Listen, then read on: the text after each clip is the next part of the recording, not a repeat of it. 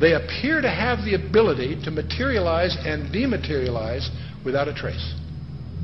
One of the great mysteries of the UFOs isn't seeing them, is trying to figure out where are they when you don't see them. Some people say, well, they're from another galaxy. Most physicists will debunk that for lots of reasons. They seem to pose that way, but for lots of, if they came, if there are that many coming from another galaxy, you think you'd sense the traffic. We'll come to that with some more reasonable explanations, and you're going to discover the two top researchers in the last century, really, is Jacques Vallée, France, and J. Allen Hynek, the American. Now, J. Allen Hynek was head of astronomy at Cornell.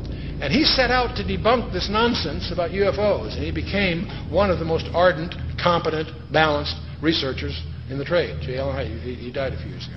Both of these respected researchers came to the conclusion that they're not intergalactic. For lots of physics, there are a lot of physics rebuttals to that conjecture. They both argued that these things are demonic. Their term.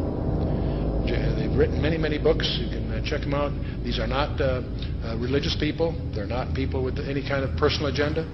But they came to the conclusion that these things, on the one hand, and by the way, we take for granted that we strip away the nonsense and the hoaxes, set that aside. There's tens of thousands of files you have to wallow through. When you cut through all that, there's still a core group, a substantial core group of real events that need explanation. And so on the one hand, they exhibit physical properties on the one hand. On the other hand, they also violate all physical laws. And so the conclusion that both J. Allen Hynek and Jacques Vallée and others have come to is that they're hyperdimensional, that somehow they come from another dimension periodically.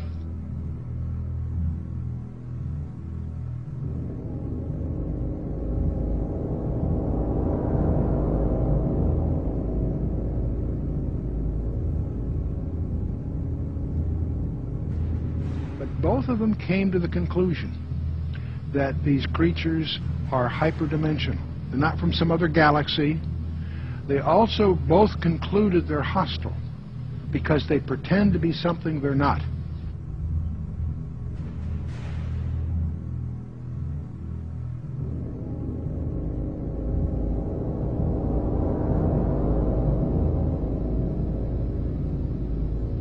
Just getting the image. Franklin, we see a long line, a couple of star-like things, and a lot of things swimming in the foreground. Can you describe what you're seeing? Well, the long line is a tether, and there's a little bit of debris that kind of flies with us, and it's illuminated by the sun at such low angles. There's a lot of stray light, and it's getting washed out quickly, but Claude is trying to do a quick, good job here adjusting the cameras. It wasn't until a few years ago that I really started to get into researching all this information, looking at, going through thousands of pages of information about UFOs that just confirmed, what I had already believed about this phenomenon, that I believe the evidence clearly points that they are, in fact, demons. And, there are others, Brother Michael, who are now beginning to believe that as well. So you're not out there all by yourself anymore. So these demons would make them then spiritual phenomenon, I would take it, right? Yeah, I think when you look at it, there's certain characteristics that everyone will agree has been seen and demonstrated also by these UFOs, such as they penetrate the ground, they penetrate water, they disappear in front of people, they appear right in front of people. One person will see a UFO and the person next to them will not see the UFO. They change colors, sometimes only one accelerating. They change shape, they change size. Many people have made the comment that they seem like they're alive almost. And so these are all characteristics of something that's not a physical or material being or construction. It's got to be something that's a spiritual phenomenon with those kinds of characteristics.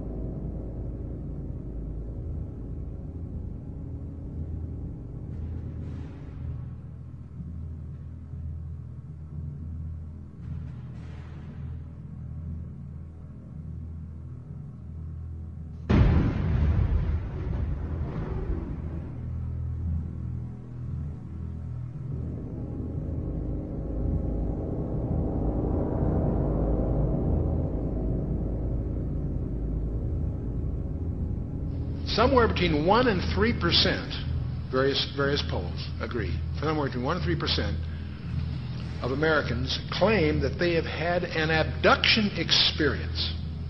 That's over 5 million people, or in that neighborhood. Not a few thousand deranged people, not a few, disaffected. This is, we'll talk a little more about this. This is a very, very disturbing phenomenon in the counseling profession. Now, part of the problem of the UFOs is they have some paradoxical behavior. On the one hand, they're seen by multiple competent witnesses. They are plotted on radar, sometimes multiple radars simultaneously. They leave tangible traces on the ground, sometimes radiation, evidence of burning, and other things. So they are apparently real in the sense of being physical, on the one hand. There are photographs. Sometimes they show up on photographs, sometimes they don't.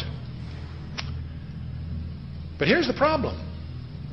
While they seem to be tangible on the one hand, they exhibit behavior that can't possibly be physical. They can go in excess of 6,000 miles per hour without sonic booms. What on earth does that mean? I'd like to know how they do that trick. They've been plotted making right-angle turns at over 16,000 miles an hour. That defies the laws of physics. That's now perhaps the most disturbing thing of all. They appear to have the ability to materialize and dematerialize without a trace. In his book, Secrets of the UFOs, ufologist Don Elkins made the following observation. I have found that some people can achieve the contact phenomenon simply by being hypnotized, and the same general message permeates over 90% of the millions of words received by thousands of people around the world. No one knows what hypnosis is. No one knows what goes on in the mind. It's an altered state of consciousness like yogis and witch doctors have been practicing. It loosens the normal connection between your spirit and your brain, and of course if the hypnotist can control you, make all kinds of suggestions, make you think things are happening that are not happening, make you think you have powers that you don't, experiences that you haven't, even implant memories. Other beings, if there are other minds out there, they could also do the same thing.